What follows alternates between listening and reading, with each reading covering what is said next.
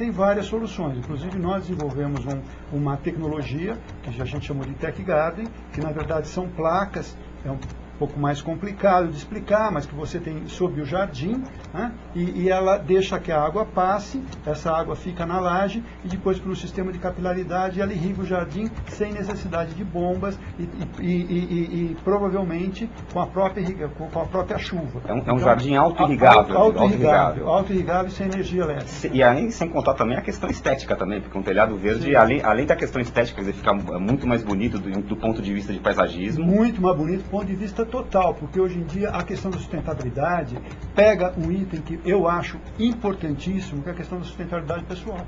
Tá certo? Não adianta nada você querer salvar, vamos dizer assim, resolver as questões do planeta, né? Mas se você não resolver as questões próprias.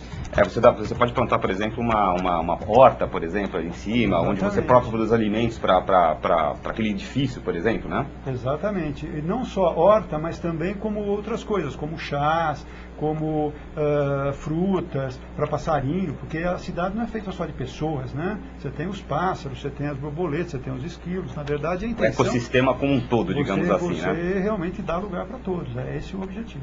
Beleza. E além do que também, o telhado verde, ele é ele tem essa questão paisagística, tem essa questão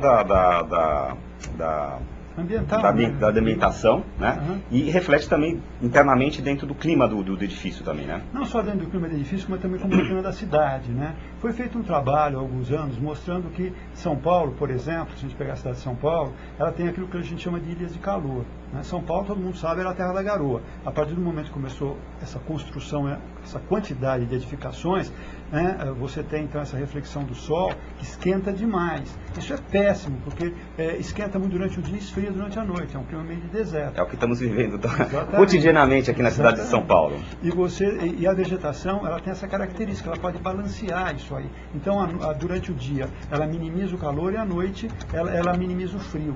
Então, você tem uma temperatura mais constante, o que melhora muito a saúde das pessoas, principalmente as crianças. Ou seja, é aquela máxima de que a salvação do clima global começa com ações locais. Exatamente. Né? Você começa a salvar o mundo com ações no seu quintal, no seu bairro, na sua cidade. Exatamente, mas é fundamental que você também tenha um planejamento, vamos dizer assim, da escala maior para a escala menor.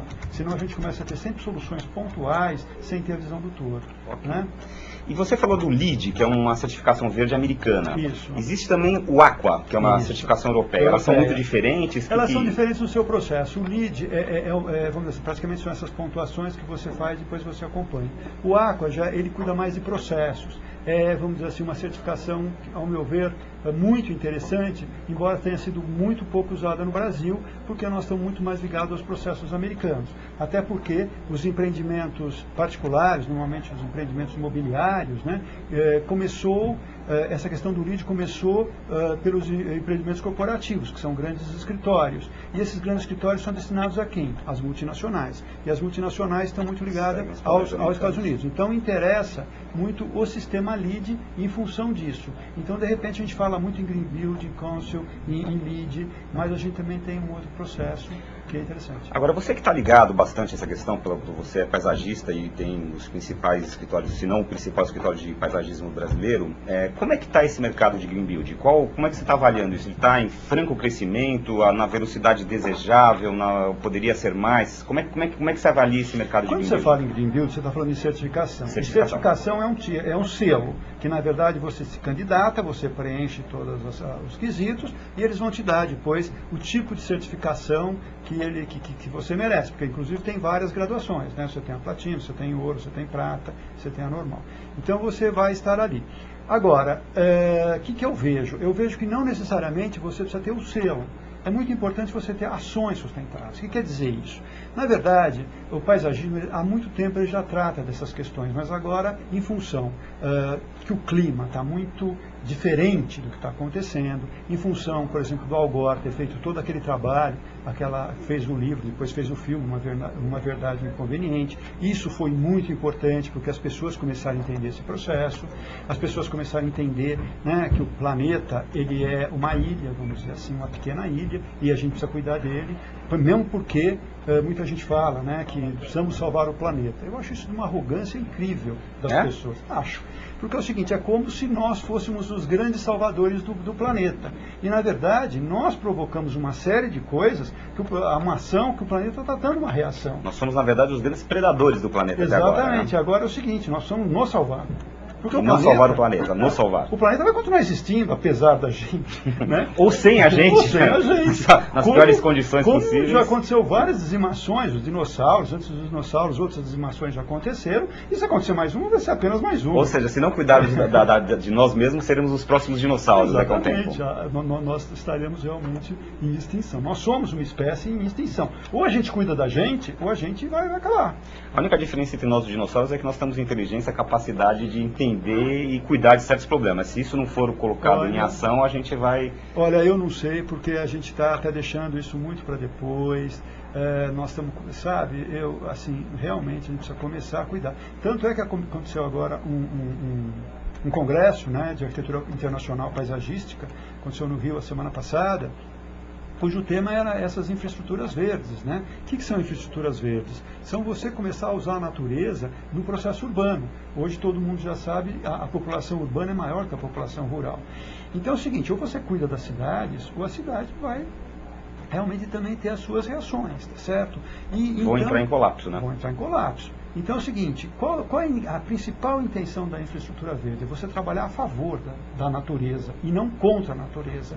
É que nós, homens, né, nós achamos que a gente podia barrar o mar, ir contra o rio, retificar o rio. Né? Isso todas as cidades têm. Fazemos grandes avenidas junto aos rios, usar as margens que antes o rio canalizar. Exatamente. O rio usava essas margens para poder extrapolar, para ir e voltar. Fazer seu movimento natural de cheia e de vazão. E aí o que aconteceu? As pessoas foram ocupando essas margens, né? E hoje em dia o que acontece? O rio volta, né? O rio volta ao que era, aliás agora agravado inclusive com a impermeabilização da cidade, a partir do momento que ele está recebendo mais água ainda, porque não tem para onde escoar, né? A água que antes era chupada pela terra. Agora vai tudo e rapidamente, ao mesmo tempo, pelos tubos, chega toda a água no mesmo momento, no mesmo lugar, e aí o que acontece? Essa água enche. Tá certo? Quer dizer, o rio enche, tem pouca vazão. Lixo. Os lixos ação humana também, de novo, nessa questão de colocar lixo, jogar lixo na rua, jogar lixo nos rios. E aí começam os grandes problemas. Quer dizer, a gente nem chegou em janeiro esse ano, nós já estamos vendo as enchentes. Esse ano nós estamos tendo a famosa primavera molhada, né? Que é uma coisa bem diferente do que está acontecendo. E aí o que acontece? Você tem as medidas que são, por exemplo, os piscinões. O que são os piscinões? Bom, já que a água vai para o rio, eu faço o quê? Eu faço um buraco antes da água chegar no rio, essa água enche o buraco, tá certo? E depois, quando abaixar a água do rio, eu bombeio essa água para o rio. Simples, teoricamente bonito e tal. Só que o piscinão também tem outros inconvenientes, exatamente como o lixo que você estava colocando, porque a água da enxurrada carrega lixo para esse piscinão enche de matéria orgânica, fica bastante matéria orgânica, bombeia-se a água e fica um lodo, enfim, no fundo desse piscinão. Aí precisam descer pessoas, né, tirar todo esse lodo, levar para cima, lavar lá embaixo. Um trabalho, energia, e aí fica esse lodo, é impossível você tirar tudo, acaba ficando geralmente pequenas áreas, aí vem insetos indesejáveis, roedores, mau cheiro, tá certo? Quando eu pelo menos defendo bastante a ideia do piso drenante. O piso drenante, inclusive, a gente desenvolveu junto com a Associação Brasileira de Cimento Portland, que é o seguinte: você tem um piso, esse piso ele é poroso, a água entra no solo, como sempre aconteceu, e você então minimiza essa água que vai para o rio. Parte dessa água que simplesmente escoaria e iria pelos dutos de esgoto para o rio, ela consegue ser absorvida pelo solo. Mesmo estando pavimentado. Quer dizer, uma pavimentação porosa. Então a gente criou isso há uns 3 anos atrás, que são os pisos para calçadas, e hoje nós já temos esses pisos para o sistema viário. Então hoje nós conseguimos ter pavimentos, inclusive de ruas drenantes, que é um grande desafio. Olha que interessante, está vendo? Agora, como o nosso programa é participativo e interativo, tem a sua participação sempre aqui, internauta. Caetano, como é que está o nosso chat? Temos alguma pergunta para o nosso convidado Benedito Abud? Temos sim, Gilberto. Primeiro, bom dia Abud. Tem uma pergunta de uma pessoa especial que entrou aqui através do nosso linha direta. É o Tomás Assunção, presidente da Urban Systems. Ele diz o seguinte: estou muito feliz pela presença do Abud no Urbanville. Envio aqui um grande abraço para ele e a pergunta que eu faço é a seguinte: na sua visão, as intervenções que estão sendo feitas em função das Olimpíadas estão sendo pensadas